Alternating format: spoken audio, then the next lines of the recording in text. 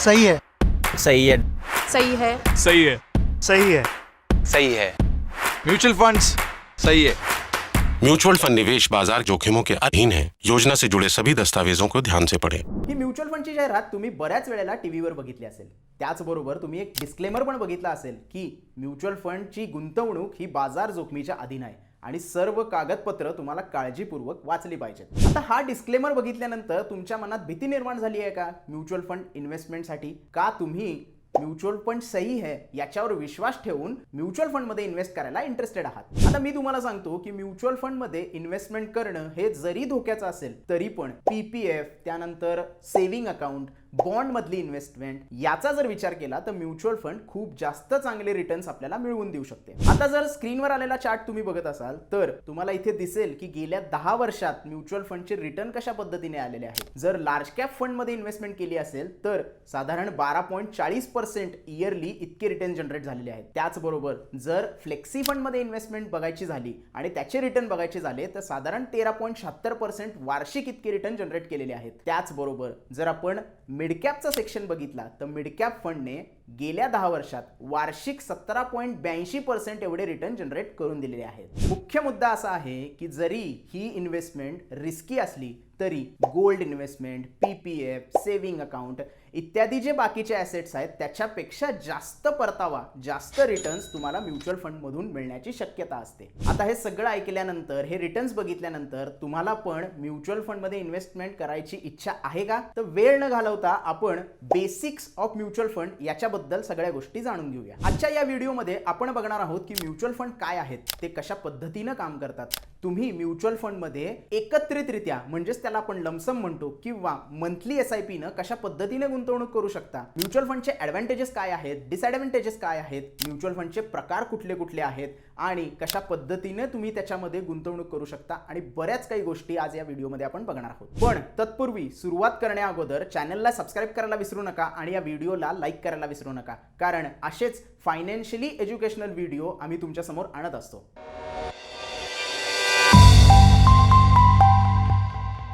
सगळ्यात पहिल्यांदा आपण समजावून घेऊया की म्युच्युअल फंड काय आहे। बेसिकली स्टॉक मार्केटमध्ये इन्व्हेस्टमेंट जेव्हा करायची असते तेव्हा वेगवेगळ्या पद्धतीने तुम्ही इन्व्हेस्टमेंट करू शकता। पहिली पद्धत येते डायरेक्ट स्टॉक मध्ये तुम्ही इन्व्हेस्टमेंट करू शकता, म्हणजे डीमॅट अकाउंट ओपन करायचं, पर्टिक्युलर कंपनी बद्दल माहिती घ्यायची, रिसर्च करायचा आणि तो स्टॉक बाय करायचा। दुसरी पद्धत म्हणजे तुम्ही म्युच्युअल फंड बाय करू शकता, ही एक इनडायरेक्ट पद्धत आहे। आता म्युच्युअल फंड मध्ये काय होतं की तुम्हाला कुठल्या गोष्टीचं रिसर्च करायची गरज पडत नाही। म्हणजे जर मला स्टॉक मार्केटमध्ये इन्व्हेस्ट करायचं असेल आणि डायरेक्ट स्टॉक बाय करायचे असतील तर मला पर्टिक्युलर स्टॉक बद्दलची माहिती घ्यावी लागेल, रिसर्च करावा लागेल आणि वेळ तिथे द्यायला लागेल। पण म्युच्युअल फंड मध्ये अशा गोष्टी नसतात। म्युच्युअल फंड मध्ये तुम्ही एक म्युच्युअल फंड सिलेक्ट करायचा असतो, पण त्यामध्ये कुठले स्टॉक असणार आहेत, त्याला वेटेज किती असणार आहे, त्याचं रिसर्च आणि ॲनालिसिस हे फंड मॅनेजर करतो। पर्टिक्युलर फंड मॅनेजर त्या पर्टिक्युलर म्युच्युअल फंड बद्दल सगळे डिसिजन्स घेतो। तुम्हाला फक्त त्या म्युच्युअल फंड मध्ये तुमचे जे पैसे आहेत ते इन्व्हेस्ट करायचे असतात। पण बेसिकली म्युच्युअल फंड म्हणजे काय हा परत प्रश्न पडतो। म्युच्युअल फंड मध्ये वेगवेगळे स्टॉक, वेगवेगळे सेक्टर, वेगवेगळे बॉन्ड्स किंवा अदर सिक्युरिटीजचा एक जमावटा केलेला असतो। म्हणजे 50 प्रकारचे वेगवेगळे स्टॉक एका म्युच्युअल फंड मधून तुम्ही बाय करू शकता। इंडिव्हिज्युअल स्टॉक घ्यायची तुम्हाला काही गरज नाहीये। याशिवाय बॉन्ड आणि अदर सिक्युरिटीजचा पण एक म्युच्युअल फंड असतो, तो तुम्ही डायरेक्टली बाय करू शकता। वेगवेगळ्या पद्धतीने कुठलीही गोष्ट बाय करायची गरज पडत नाही। तुम्ही कन्फ्यूज झालात का? थोडंसं सिम्प्लिफाय करतो। जर समजा मला एक आयफोन घ्यायचा आहे आणि माझ्याकडे 1,40,000 रुपये, आता लेटेस्ट जो आयफोन चालू आहे त्याची किंमत भरायला तेवढे पैसे नाही आहेत। मग मी काय म्हणतो की माझ्या 2 मित्रांकडे जातो आणि त्यांना सांगतो की मला थोडीशी पैशांची मदत करा, त्यांच्याकडनं पैसे घेतो आणि मग आयफोन बाय करतो। म्युच्युअल फंडचे पण सेमच आहे। तुम्हाला एका पर्टिक्युलर स्टॉक मध्ये जर इन्व्हेस्टमेंट करायची नसेल किंवा एखादा पर्टिक्युलर ॲसेट मध्ये एकत्र इन्व्हेस्टमेंट करायची नसेल किंवा जर तुम्हाला एखाद्या स्टॉक मध्ये इन्व्हेस्ट करायची आहे आणि तो स्टॉक खूप महाग आहे, उदाहरणार्थ MRF ज्याची किंमत 87,000 पेक्षा जास्त आहे, तेव्हा तुम्ही काय करता? म्युच्युअल फंड बाय करता। जसं मी सांगितलं की MRF चा स्टॉक 87,000 रुपये पेक्षा जास्त आहे। आता तुम्हाला सगळ्या स्टॉकचे पैसे म्हणजे पूर्ण 87,000 रुपये द्यायची गरज नसते। म्युच्युअल फंड मध्ये काय होतं की वेगवेगळे लोक एकत्र येतात आणि ते पैसे फंड मॅनेजरला देतात. फंड मॅनेजर वेगवेगळ्या पद्धतीचे स्टॉक, बॉन्ड्स आणि इतर सिक्युरिटीज मध्ये पैसे तो एकत्र टाकतो आणि तो म्युच्युअल फंड आपल्यासाठी तयार करतो. त्याच्यामध्ये आपण पैसे इन्व्हेस्ट करू शकतो. अशा पद्धतीने आपण कमीत कमी अमाऊंट मध्ये मोठ्या रकमेचा स्टॉक पण बाय करू शकतो.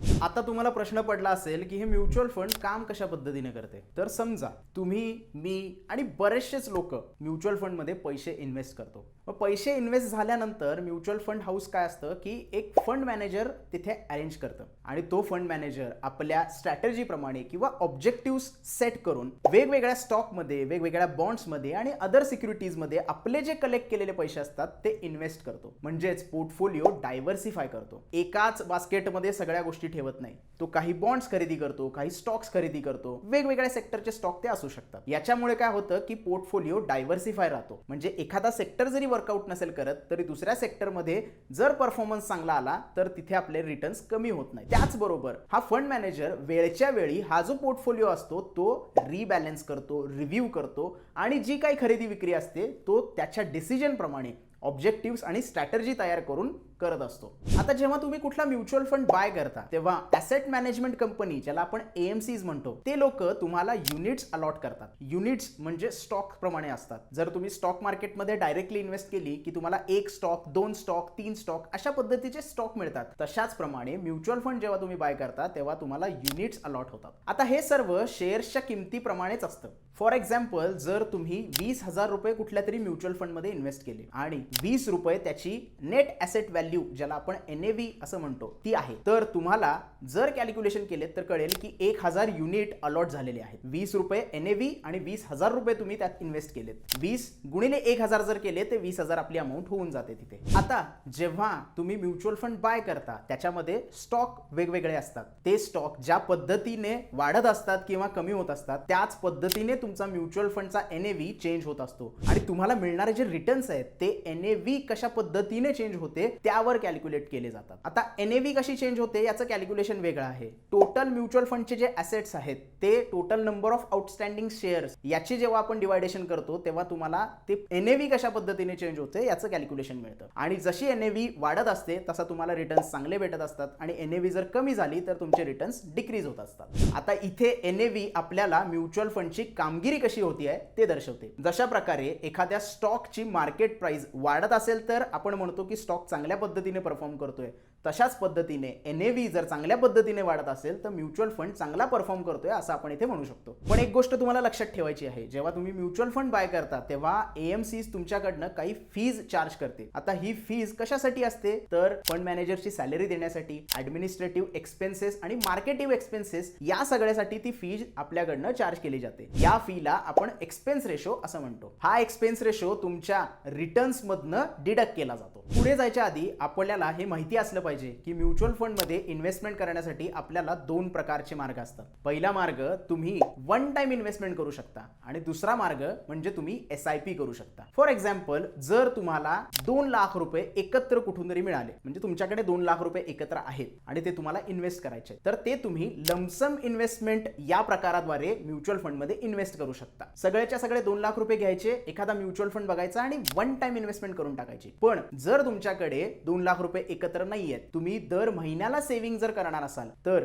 समजा 2000 रुपये तुम्हाला दर महिन्याला सेव्हिंग करायचे, तर तीही पद्धत इथे तुम्ही अवलंबू शकता. हा दुसरा प्रकार आहे SIP म्हणजेच सिस्टमॅटिक इन्व्हेस्टमेंट प्लॅनचा. प्रत्येक महिन्याला 2000 रुपये, 1000 रुपये, 3000 रुपये जशी तुमची कॅपॅसिटी असेल तशी तुम्ही इन्व्हेस्टमेंट करू शकता. यालाच SIP द्वारे इन्व्हेस्टमेंट करणं असं म्हणतात. तुम्हाला ही गोष्टही माहिती नसेल की आता तुम्ही मिनिमम 100 रुपयापासून SIP सुरू करू शकता. म्हणजे तुमच्याकडे 2000 रुपये, 1000 रुपये जरी नसतील, सेव्ह होत नसतील, तरी महिन्याला 100 रुपयाची पण SIP तुम्ही सुरू करू शकता. आतापर्यंत जर तुम्ही इथं व्हिडिओ बघितला असेल तर तुम्हाला म्युच्युअल फंड म्हणजे काय आहे, तो कशा पद्धतीने काम करतो आणि कशा पद्धतीने तिथे आपल्याला इन्व्हेस्टमेंट करायची आहे ह्या गोष्टी कळाल्या असतील. पण म्युच्युअल फंडचे फायदे आणि म्युच्युअल फंडचे तोटे हेही आपल्याला माहित असणं खूप जास्त गरजेचं आहे. ते आपण आता पुढे बघूया. आता सगळ्यात पहिल्यांदा आपण म्युच्युअल फंडचे फायदे बघूया. बघूया. जेव्हा तुम्ही एखादा म्युच्युअल फंड बाय करता तेव्हा तो तुम्हाला वेगवेगळे ॲसेट एकत्र बाय करायसाठी अलाउ करतो. हे वेगवेगळे ॲसेट कोणते आहेत तर स्टॉक्स झाले, बॉन्ड्स झाले,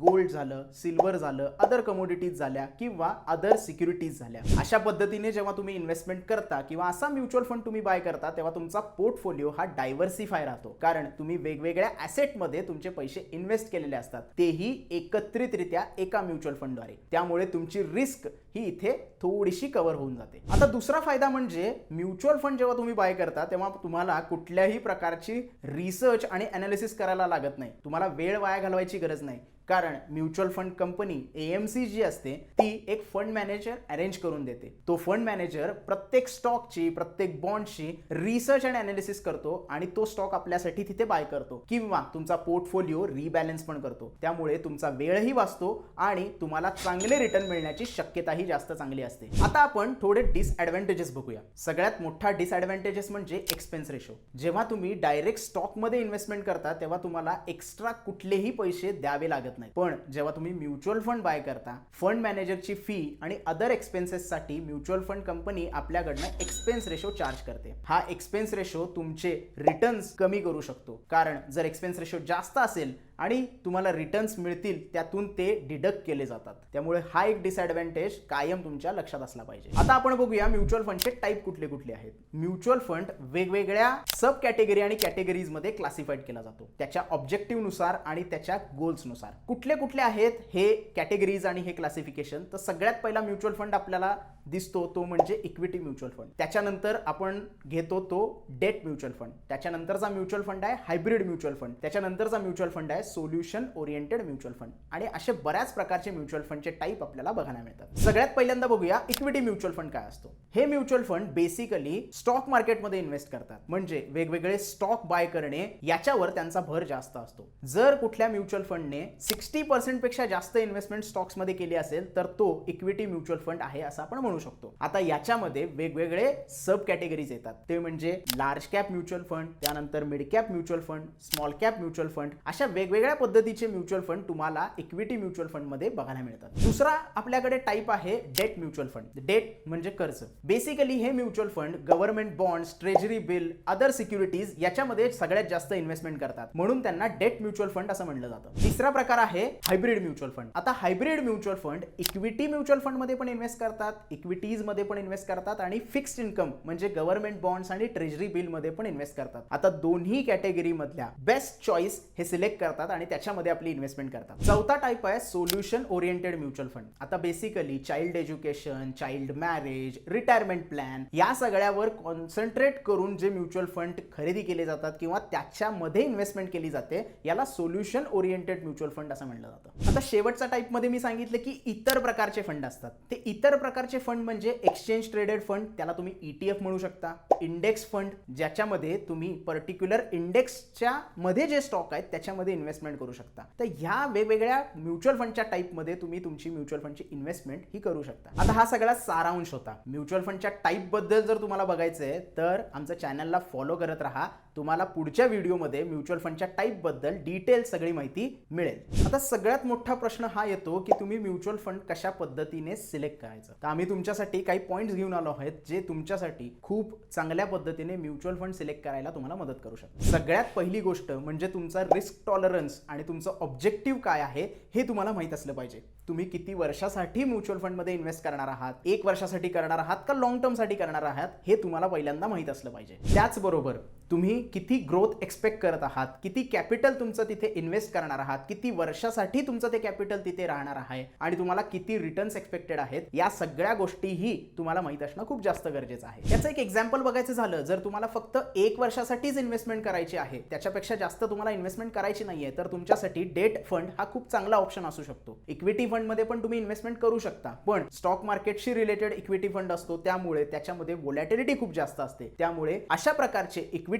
फंड्स हे लॉंग टर्म साठी इन्व्हेस्ट करून ठेवलेले खूप जास्त चांगले रिटर्न्स देऊ शकतात. याशिवाय जर तुम्ही एखाद्या म्युच्युअल फंडची कॅटेगरी सिलेक्ट करता, त्याची जी इन्व्हेस्टमेंट असते ती पूर्णपणे तुमची रिस्क कॅपॅसिटी आणि ऑब्जेक्टिव्ह आणि गोल्स काय आहे त्याच्यावर अवलंबून असते. याचं जर एक उदाहरण बघायचं झालं तर लार्ज कॅप म्युच्युअल फंड जर तुम्ही घेतले तर ते फक्त लार्ज कॅप स्टॉकमध्ये इन्व्हेस्ट करतात. रिलेटिव्हली यांचे जे रिटर्न्स असतात ते स्टेबल असतात, कारण हे स्टॉक खूप कमी वोलेटाईल असतात आणि रिटर्न्स चांगलेही मिळण्याची शक्यता असते. त्याचबरोबर जर तुम्ही मिड कॅप किंवा स्मॉल कॅप म्युच्युअल फंड घेतले तर ते म्युच्युअल फंड्स मिड कॅप आणि स्मॉल कॅप स्टॉकमध्ये जास्त इन्व्हेस्टमेंट करतात. ते स्टॉक्स जे असतात ते खूप जास्त वोलाटाईल असतात, पण लॉंग टर्म मध्ये ते जास्त रिटर्न देण्याची क्षमता सुद्धा ठेवतात. त्याचबरोबर जर तुम्ही फ्लेक्सी कॅप फंड मध्ये इन्व्हेस्टमेंट केली तर तुमचा पोर्टफोलिओ डायव्हर्सिफाय पण होऊ शकतो आणि तुमचे रिटर्न्स वाढण्याची पण शक्यता असू शकते, कारण हे जे म्युच्युअल फंड असतात ते मार्केट कॅपिटलायझेशनच्या प्रमाणे इन्व्हेस्टमेंट करतात. आता तुम्ही तुमचे उद्दिष्ट ठरवलेले आहे आणि तुमची रिस्क कॅपॅसिटी तुम्हाला माहिती आहे.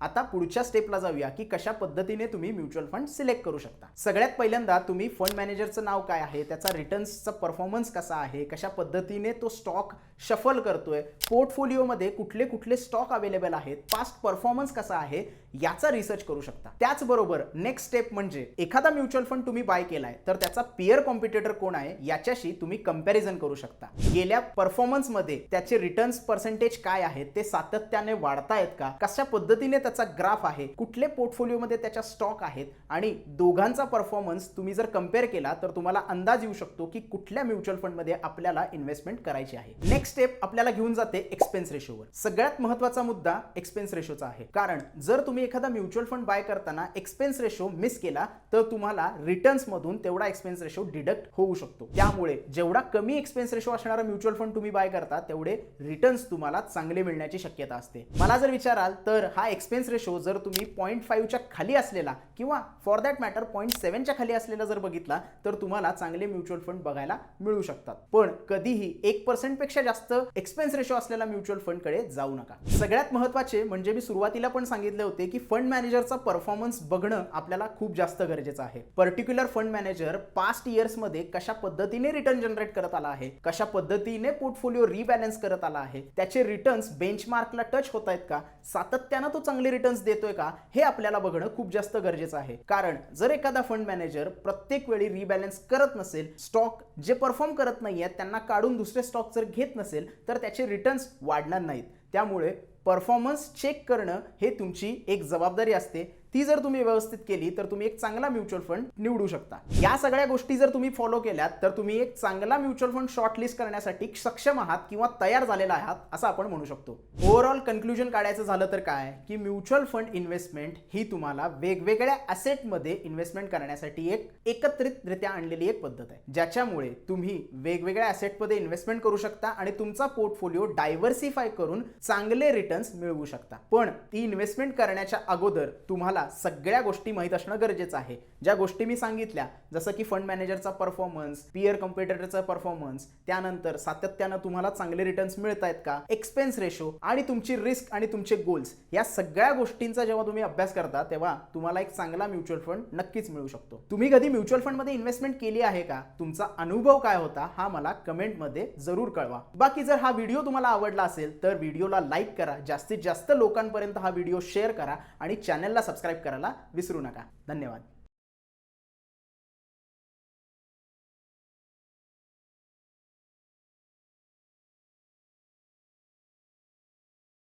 Investment in securities market are subject to market risks. Read all the related documents carefully before investing. Please read the risk disclosure documents carefully before investing in equity shares, derivatives, mutual fund, and or other instruments traded on the stock exchanges.